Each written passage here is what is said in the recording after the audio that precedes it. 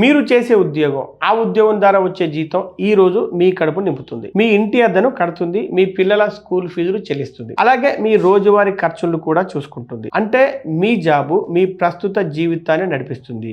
మీ జీతం ఇప్పుడు బతకడానికి ఆధారాన్ని కలిగిస్తుంది, కానీ రేపటి భద్రతను, వృద్ధాప్యంలో గౌరవంగా జీవించడానికి అవసరమైన భరోసాని మాత్రం జాబ్ ఇవ్వలేదు. వీటిని కేవలం ఇన్వెస్ట్మెంట్స్ మాత్రమే ఇవ్వగలవు. అలాగే జాబ్ పోయినా కూడా నిలబడగలిగే శక్తిని, ఆదాయంపై ఆధారపడకుండా స్వతంత్రంగా నిర్ణయాలు తీసుకోగలిగే స్వేచ్ఛను కూడా ఇన్వెస్ట్మెంట్స్ ఇస్తాయి.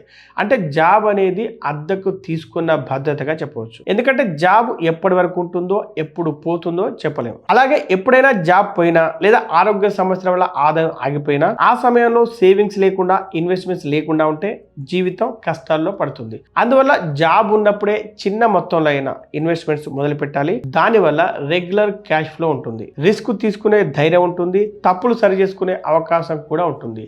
జీతం పెరిగాక చేద్దాం అనేవారు తరచూ వాయిదా వేసేవారు ఈ అవకాశాన్ని కోల్పోతారు.